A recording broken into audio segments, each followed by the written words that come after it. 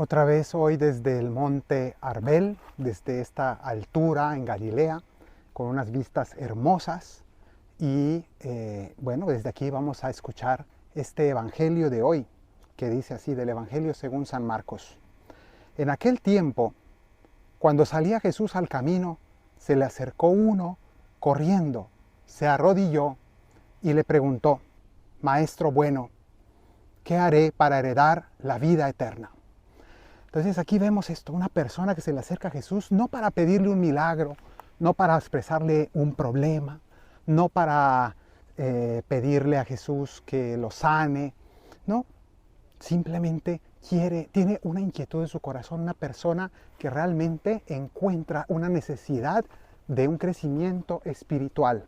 Y entonces le dice al Señor: ¿qué debo hacer para heredar la vida eterna? Y Jesús le contestó: ¿por qué me llamas bueno? No hay nadie bueno más que Dios. Esta frase que a algunos les ha traído problemas porque pareciera que Jesús está diciendo que Él no es Dios, ¿no? Pero en realidad le está haciendo reflexionar.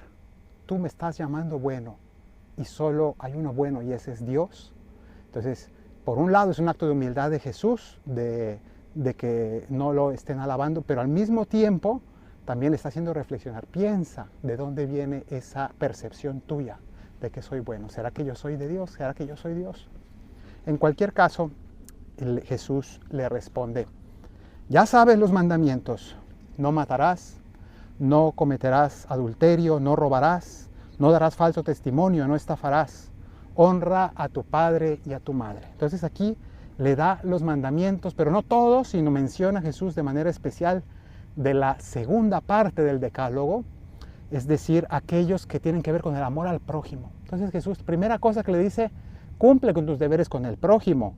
Y le está mandando: no mates, no adulteres, no robes, no mientas, no estafes, honra a tu padre y a tu madre, cumple con los demás. Entonces el primer requisito: sea una persona justa, sea una persona correcta, haz lo correcto en tu vida. Entonces Jesús prácticamente le está hablando de los preceptos morales de la fe. Y entonces él replicó: maestro, todo eso lo he cumplido desde pequeño. Era una persona que vivía, de manera correcta, pero tenía una inquietud de algo más. Entonces vemos cómo hay dos niveles. Por un lado, el nivel de cumplir los mandamientos, y la vida cristiana comienza allí. Primero hay que salir del pecado, cumplir los mandamientos, no pretender querer estar bien con Dios mientras al mismo tiempo estoy, rompiendo sus mandamientos y siendo injusto con otros, estafando, robando.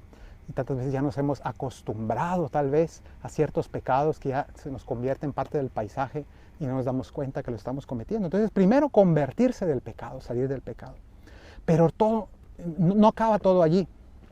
Él sigue sintiendo que ya me falta algo. Yo he vivido correctamente desde mi juventud, le dice. Entonces Jesús se le quedó mirando con cariño. O dicen otras traducciones, Jesús lo miró y lo amó. Y entonces de ese amor, de ese cariño de Jesús sale lo que sigue. Y le dijo: te falta una cosa. Porque él se daba cuenta que me hace falta algo. ¿Qué más tengo que hacer? A ver si Jesús me da el secreto, ¿no? De qué es lo que me falta. Una cosa te falta. Anda, vende todo lo que tienes, da el dinero a los pobres y así tendrás un tesoro en el cielo, y luego sígueme. Entonces ya lo llama, ya no a los mandamientos, que son los preceptos de la ley de Dios, sino que ahora le dice: bueno, ¿quieres pasar al segundo nivel? Entonces el segundo nivel es los consejos evangélicos. Los consejos evangélicos que la Iglesia estructura tradicionalmente en tres: pobreza, castidad y obediencia. Que uno puede pensar que eso es para las monjas y los frailes, pero en realidad todos los cristianos estamos invitados a esos tres consejos evangélicos, cada uno según su estado de vida. Existe pobreza, castidad y obediencia también para personas casadas. Y es otra cosa distinta, pero el espíritu es el mismo. Todos estamos invitados, pero como dice la palabra, son consejos evangélicos. Es decir, nadie está obligado a vivir así, sino que es una invitación del Señor que nos abre su corazón y nos dice, una cosa te falta. O en otra de las versiones dice, si quieres ser perfecto, ve, vende lo que tienes, dale a los pobres, ven y sígueme. Y eso cómo se aplica en la vida de un laico, porque no es que uno va a vender todo y se va a quedar sin nada. Eso está bien para un misionero, para un religioso, pero en realidad esa pobreza a la que invita Jesús a todos, ese consejo de pobreza no obligatoria, pero muy aconsejada, muy conveniente para la santidad, para la vida espiritual, para la felicidad plena, es un desprenderse de todo, el compartir con los demás, y darlo a los pobres, no solo véndelo, no solo despréndete, sino también ayuda a los demás. Todos podemos hacerlo.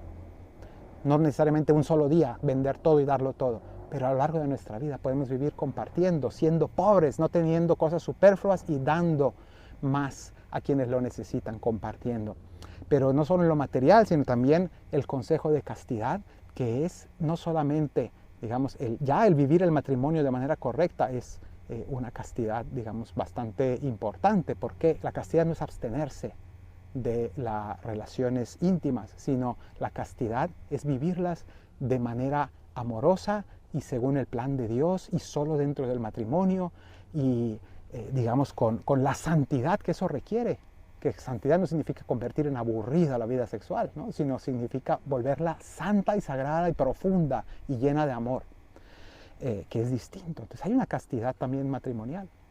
Y también la obediencia de un religioso que es a través de los superiores de la iglesia, pero también está la obediencia de todo cristiano a la palabra de Dios, a la doctrina de la iglesia, a la voluntad de Dios y el ceñir mis decisiones a un discernimiento y no hacer siempre lo que me pega la gana, sino hacer siempre lo que Dios me va mostrando, según veo mi conciencia, según encuentro en la palabra de Dios, según me ayudo de un director espiritual. Entonces, estos consejos es un nivel de vida cristiana más elevado, que nadie está obligado, pero que todos estamos invitados a llevar. Algunos como religiosos, como es mi caso, otros como laicos, casados, pero todos estamos invitados a esos consejos que profundizan. Y entonces, a estas palabras, él frunció el ceño y se marchó pesaroso porque era muy rico. Llegó ilusionado para escuchar a Jesús, se fue con el ceño fruncido, que nos habla de un sentimiento de contrariedad, y se fue pesaroso. Es decir, ya se fue como a oscuras, ¿no? Un poco, sí, triste. ¿Por qué? Porque era muy rico. Es decir, era demasiado pedirle eso.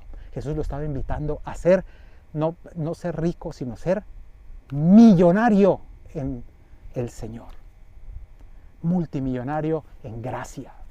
Él estaba buscando felicidad, le estaba dando la llave de la felicidad y él la rechazó. Prefiero quedarme con mi riqueza material y no pasar a ese nivel máximo de riqueza espiritual. Entonces Jesús, mirando alrededor, dijo a sus discípulos, qué difícil les va a ser a los ricos entrar en el reino de Dios. Ya hemos explicado, los ricos se refiere a quien está apegado a su dinero, quien vive para sus bienes materiales, para conservarlos, para acrecentarlos, para tenerlos, y esa es su seguridad, y sin eso no puede vivir. Eso es una persona rica en el sentido del Evangelio. Los discípulos se extrañaron de estas palabras, y Jesús añadió, hijos, qué difícil es entrar en el reino de Dios a los que ponen su confianza en el dinero, lo que acabo de explicar.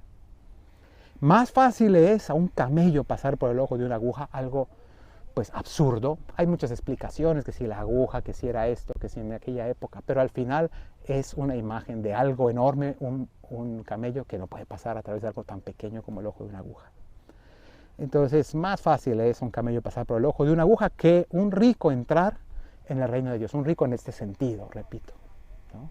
Porque si tienes dinero y lo usas para el bien de los demás y lo usas para agradecer a Dios y para ayudar al prójimo y vives desprendido y eres feliz cuando tienes y feliz cuando no tienes, entonces tú no entras en esa categoría de rico, porque sabes compartir y no solo das las sobras a los demás, sino te sacrificas por ayudar a quien no tiene porque lo ves como un deber, como un deber. Ellos se espantaron y comentaron, Entonces, ¿quién puede salvarse? Jesús se les quedó mirando y les dijo, es imposible para los hombres, no para Dios. Dios todo lo puede. Que el Señor te bendiga desde Sión, el que hizo cielo y tierra, en el nombre del Padre, del Hijo y del Espíritu Santo. Amén.